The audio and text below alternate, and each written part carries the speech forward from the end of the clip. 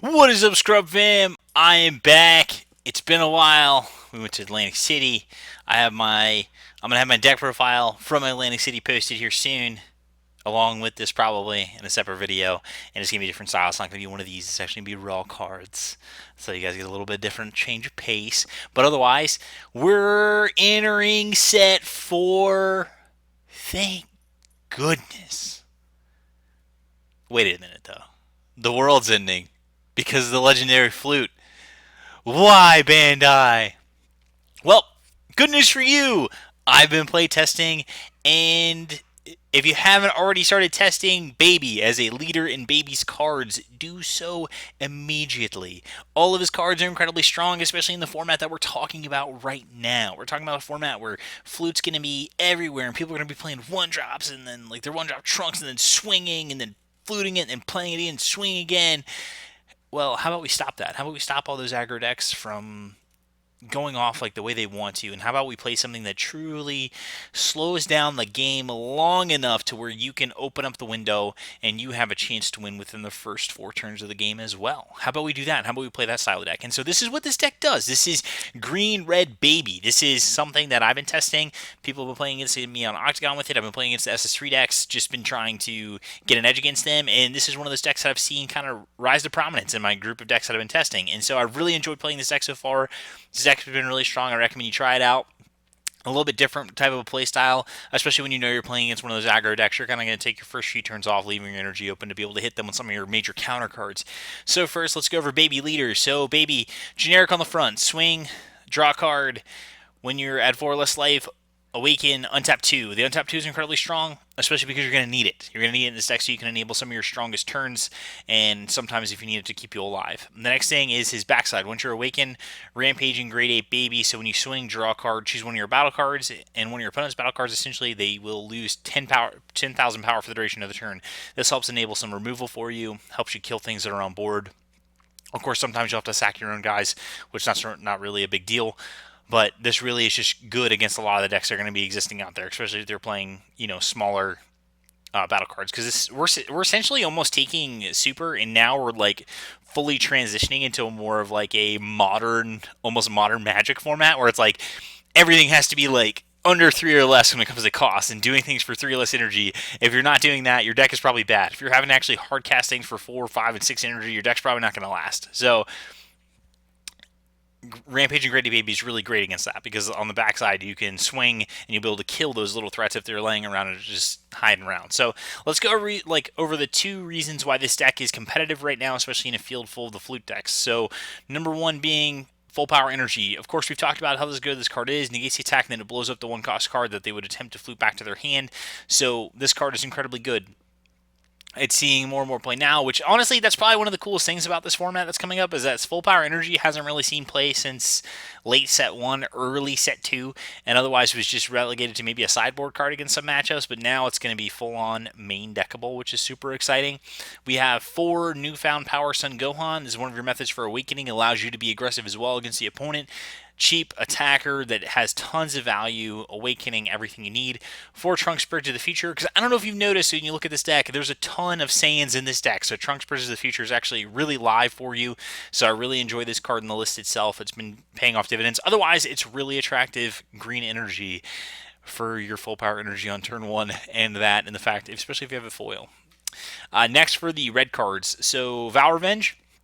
0 energy. If your leader is a red machine mutant, choose one of your opponent's battle cards and it loses 15k for the duration of the turn. So this is removal on your turn, or you can shrink a battle card so you can swing into it. It makes your opponent difficult to combo, and you can kind of take that card away for the turn. I don't play this at the full 4 because you don't want to see it that often. I do like it at 3. Could even go to 2 and adding the 4th full power energy if I wanted to, but I really wanted to see how strong this card was in testing. So I'm playing 3 Vow Revenge right now. And then the killer, the thing that makes you play Baby, and you should play Baby because of this card, Revenge Death Ball. So if your leader card is Baby, it gains plus 10k power for the duration of the battle, then choose up to one of your opponent's battle cards, and it loses 15k power for the duration of the turn. So This is almost like a 25k super combo if you just want to look at just like the raw stats of what the card gives you, especially if your opponent's swinging with a battle card. But honestly, it's another great defense for those early one drops, because if your opponent swings at you and you don't have a full power energy up and you have a red up, you just revenge death ball it and then it's dead. You just kill the thing. This is also just great on your turn if your opponent has threats lying around, and you're, especially if you're awakened too, because you can swing -10 it and then combo with a revenge death ball, and then you're getting rid of something that's 25k power. So revenge death ball, incredibly strong. Love this card. If you haven't started playtesting with this card yet, you really need to, because this is truly going to show you a lot of the power of playing Baby. It's the same thing that is going on with Hirudegarn. Like, if you haven't started testing Hirudegarn, Phantom Flame Cannon is a messed up card. Like, that card is going to ruin a lot of people's days. So Revenge Death Ball, I'm telling you now, get it foil. If you you heard it here first. I'm sacrificing my chances of being able to buy these cheap foil, because you need to know that this card is bonkers. You need to buy 4 copies of the foil at least. All right, so now let's go on to the battle cards. So, I mean, the red battle cards. So we have 4 Baby Vengeance Unleashed. This is actually a part of your mid-game, I guess, your turn 3 strategy at some points. But really, you just want to be able to use your Baby Vengeance Unleashed to fetch the target from your deck, which is Saiyan Strength Baby.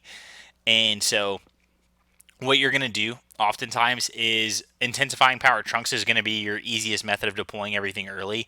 So there's a lot of times where on turn 1, say if we're not playing an aggressive deck, so we're not playing against SS3 Flute, right? So we're playing against any other deck in the format. So turn 1, you're going to play an intensifying power trunks, and you're just going to leave it there. You're not going to swing with it because you don't want it to die. And then so you have this here. Turn 2, charge a second red. You're going to play your chain attack trunks. Then you're going to play your Digging Deep Vegeta. And then so now you have your awakening method on board.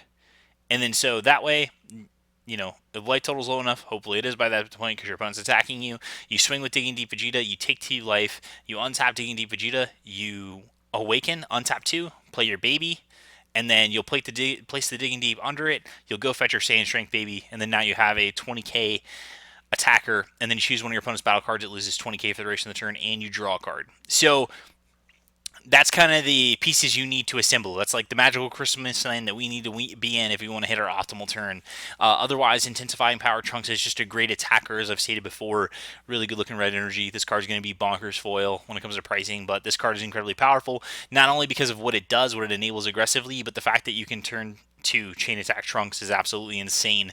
And so you need to play 1-drop trunks in any deck essentially at this point, regardless if you're playing Flute or not, just because of the fact that enabling chain attack trunks on turn 2 is absolutely insane. We have 4 Handy Giru. So this is our super combo. Pretty simple. You got to play 4 of these. 4 Digging Deep Vegeta. This card is really strong. When this card attacks you, you choose 2 cards from your life, add them to your hand. If you chose 1 or more, you switch this card to active mode and it gains 5k for the duration of the turn. So you get a pretty sweet buff on it if you want. But otherwise, like, the fact that you can choose up to 2 life is really cool. I mean, I get why they made these cards, but making them so easy to play without having to truly punish yourself by taking 2 cards is really strong. So in general, if you're taking 1 or 2 life, you're untapping, you're getting the 5k, you're good to go, and you're awakening yourself. We have 4 Chain Attack Trunks, as I stated before. You can play this as early as turn 2 if you want, as long as you have a 1-drop Trunks. Even if you want to play this on turn 3 and have a 1-drop Trunks, like play the 1-drop Trunks and then play the Chain Attack over it, play your Digging Deep Vegeta, swing, awaken, untap 2, do the whole baby play, you can. So you can do that as soon as turn 3 if you want to. We have 3 Fearless Plan. This really just goes along with our Chain Attack Trunks. You can replace this with something else in the deck, but I really like having this be a Saiyan, whether if you want to make this a green card or something else. But again, this is just another target for us. We're really looking for Chain Attack and the Digging Deep, but doing a Fearless Pan is just sometimes helps you win the game, because Chain Attack and the Fearless Pan, whether if it's turn 3 or turn 4, and making Chain Attack a double striker is incredibly powerful, especially if you're awakened and you're giving your opponent stuff minus 10k when you're swinging, because then you just swing with your Chain Attack Trunks at that battle card, and you start to clean up your opponent's board. Next card is Saiyan Strength Baby. So Saiyan Strength Baby is just, that's the payoff card, as I was discussing before with Baby Vengeance Unleashed.